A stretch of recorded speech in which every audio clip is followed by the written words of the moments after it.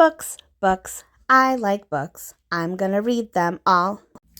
Hi readers, Chris here. Welcome to my channel where I talk about books, fantasy, Stephen King, tons of other books. Today I'm going to be talking about a very special book, and that is The Hunger of the Gods by John Gwynne. This book is special because I actually did a buddy read of this book with David over at David's Book Reviews. David and I actually buddy read the first book, which was called The Hunger of the Gods. This is the second book in the Bloodsworn trilogy, The Hunger of the Gods. Before I jump in, I'm going to let David tell you what he thought about this book. So let's cut over to David now.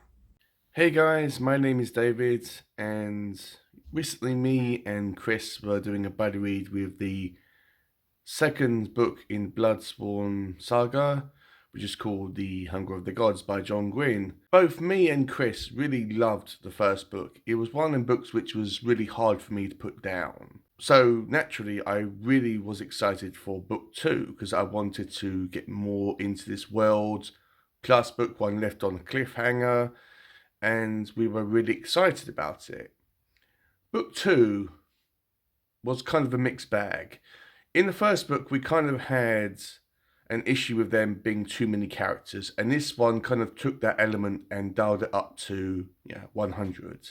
There were so many characters, both new ones and side characters, and some of them were kind of unnecessary. It was like, okay, we don't really have to understand the point of view of every single villain and bad guy within this book. And some of them were kind of established because of other characters that needed to be addressed.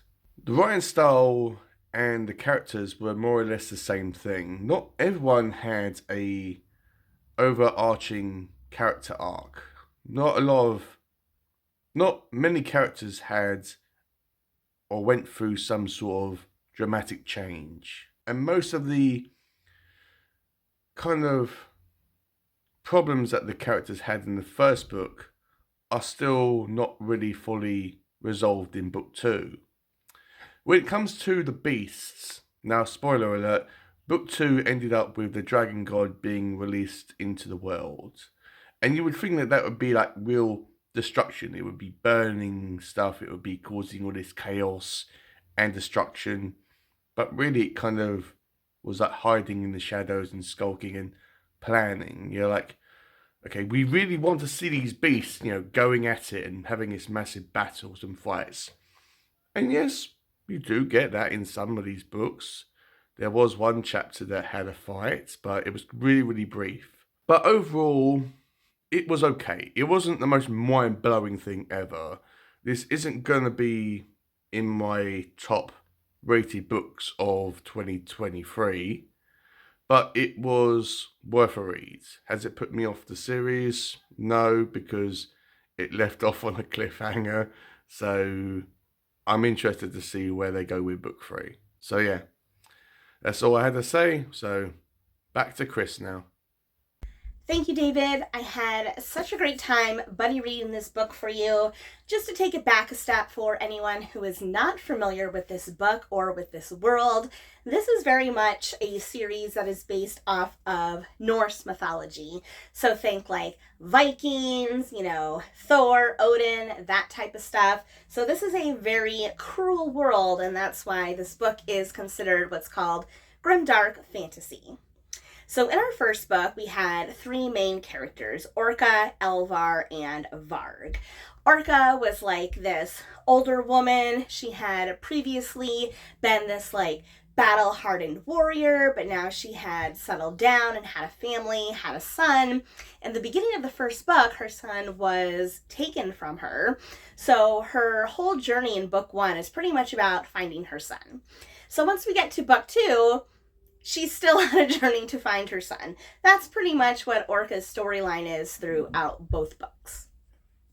Then we have Varg. Varg in book 1 is kind of on a quest of revenge. He had a sister, and him and his sister are what are referred to as thralls, which is basically a fancy way of saying a slave. So they were sold into servitude. They had to wear these thrall collars and serve this master, but something happened to Varg's sister, and he took revenge on his master, and now he's kind of on the run because he has a bad reputation. He did something a thrall is not supposed to be able to do, and he's searching for his sister so that he can save her and kind of take revenge on what happened to them. In book 1, as Varg is on his journey, he kind of comes across this group of warriors, and through the events of the first book, he kind of becomes a member of this group, for lack of a better term.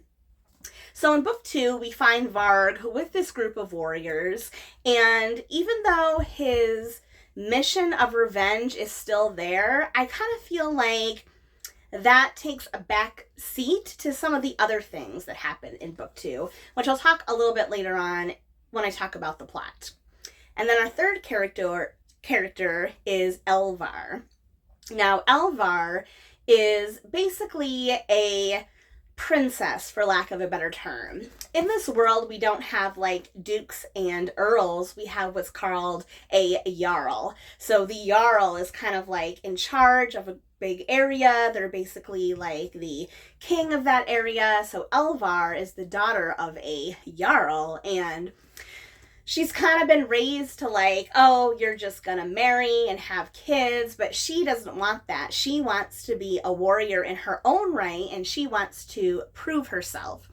So again, in book 1, she joins up with a different group of warriors from Varg in order to try and like prove her battle prowess. Now, so we have these 3 characters that we're following, and at the end of book 1, these gods that were long thought to be dead are suddenly starting to reappear in the world. And the first book had a giant dragon on the cover. This book has a giant wolf on the cover. You can kind of put 2 and 2 together as to where these things are going. So now in book 3, we have our main characters, Orca, Elvar, and Varg, but we also have new characters that get introduced here. And if I'm being honest, kind of like what David was talking about, I didn't really care for the new characters. At this point in this series, I mean, I know it's only book 2, but I've already spent an entire book, not a short book, an entire book getting super invested in our 3 main characters, Orca, Elvar, and Varg. And I felt like these new characters that are in this book kind of took away from their stories. I understand at least why one of them was there, but not both of them. I feel like it really took away from the other characters. In particular, I think Varg. I think Orca, her story is kind of the same in book 1. I think Elvar probably has the most character development of the 3. And I feel like Varg, his story, especially his quest to find and potentially avenge his sister, really took a back seat to the 2 new characters that get introduced here. So that brings me to the plot. Like, what is this book about? We have these characters and they all kind of have their own like journeys and story arcs, but like the kind of the overarching plot here is that a long time ago, there was a lot of gods. So we had a dragon god, a wolf god, there was a rat god, a boar god, all these different types of gods, and they all died or vanished from the earth because they had this huge battle. I forget the term of it. It's basically called the Godfall. All the gods fell, they all went away. There was quote-unquote peace on earth. But now, all of a sudden, all these things are starting to happen in different areas of the world, which has all led up to some of these gods returning to life. Now, on the surface, that sounds like it would be very exciting, right? Giant dragon god, giant wolf god, they're coming back to life, like something cool is gonna happen. I personally felt like not enough cool things happened, if that makes sense. I think the beginning of this book was very exciting. There were some really fun things that happened, some gods that came back, some things that were uncovered, some choices that were made that I think were very exciting. For a big chunk of this book in the middle, I feel like not a lot happened. Like when I go back and kind of think about what happened in all these chapters, like with all these characters, I feel like the majority of this book is setup. And what I mean by that is that basically, when you read a book, it's like you're reading a book that is setting up usually whatever happens in the third act. I feel like this book is not setting up for the third act. This book is setting up for a third book. So I do think that this book suffers a little bit from sequelitis, where you're just using the sequel to set up for the next book, which is kind of disappointing because even though book one was also not a complete story, it at least had, I think, enough exciting things. It ended on a super exciting cliffhanger. Like, there was a lot that went on in book one, and plus it was all new and fresh, and etc., etc. Now I already know this world. I already know these characters. I'm already kind of annoyed that there's new characters that I don't particularly care for, and then not enough exciting things happen. To me, anyway. The beginning, the end is exciting, but everything else in the middle is setup, I think. Setup. Plus, another thing, I do want to mention this, and you could say that this is a small spoiler, but I think that this is important to know going into this book, especially with the way the first book ends, with some really exciting things happening and the promise of all of these gods. These gods spend most of the book in their human forms. Yes, that's right. So for example, Ulfir, our wolf god, spends most of the book as a human. Not only a human, but like a old, kind of decrepit, like not a powerful human, because he's just come back and he needs time to recover and rebuild his strength. So it makes him not really an exciting character. You would think, Wolf God, oh, that's going to be super cool. He's really not. Not until the end, anyway. The end gets a little bit more exciting, and it's not just him. There are other gods. There's a ton of other gods. Some of them make appearances here. Some of them they only hint at will make appearances in the future. And a lot of them spend time as humans, which I think makes them less exciting and takes away from their godliness, if you will. I don't know. That's just how I felt about it anyway. So the things I didn't like were the new characters and kind of a little bit of a slog of a plot. However, there are good things about this book, so I do want to talk about the things that I did like. First of all, like I said, the three main characters are the ones that I personally am connected to. In book one, when I did that review, I talked a lot about Orca. Orca was my favorite character because she was like a super cool, like, embodiment of like a mama bear. Just a kick-ass warrior who's also a mother first, and she was super cool. However, because her story didn't really change here, it made her less exciting. So in this book, the character that I liked the best was actually Elvar.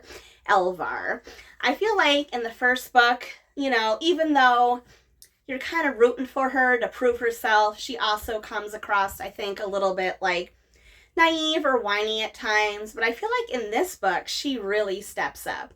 And I think she really does prove herself more than once, multiple times. Elvar proves that, like, she is not just a Jarl's daughter. She is meant to be a warrior. That is what she is meant to do with her life. And oh boy, does she prove it. Not once, but multiple times throughout this story. So I would say that out of all the characters in this book, I think Elvar has the most interesting character arc in this book. Other than Elvar's journey, I do think that overall, the world building of this book continues to be super unique and super exciting and super fun. I mean, just in general, like the way that John Gwynne brings this like Viking style world to life, and like how dark and how grim it is and how hard it is for people to survive. I think he does a really good job with like really making you not only see it when you read it, but like actually see it in your head. Like you really do sometimes feel like you are in this world of like warriors and battles and magic. Like there is magic in this world. So being able to balance, like, you think of magic as like whimsical and light, but the way that it's used here is very dark and grim and like has to do with, like I said, fighting and battle. And I think that is one of the things that makes reading this series so much fun, is because you don't always see that side of magic or see magic used in that way. And I think that's what makes this series really unique, really fun, and really cool. So I think at the end of the day, David and I both had very similar opinions of this book. I think I both liked it to a point, but definitely did not like it as much as book 1, The Shadow of the Gods. If there is a third book, which I assume there will be, I'm definitely going to read it. I assume David will read it as well, because I definitely want to see how the journey ends and how the story is wrapped up. Unfortunately, this book is longer than the first, so I would just say that going into this one, I would say lower your expectations, because the first book is so good. It was on my list of top 10 books for the year last year. The first book is so good, I don't think that this one quite measures up. It's not a terrible book by any means. There's still stuff about it that I did enjoy. It just did not live up to the greatness that was book 1. So there you have it. There's my thoughts on The Hunger of the Gods by John Gwynne. A big thank you again to David for buddy reading this book with me, and hopefully whenever the third book comes out, we can buddy read that one as well. As always, if you like this video, please give it a thumbs up. If you're not already, please subscribe to my channel for more bookish stuff coming your way soon. All right, everyone, happy reading.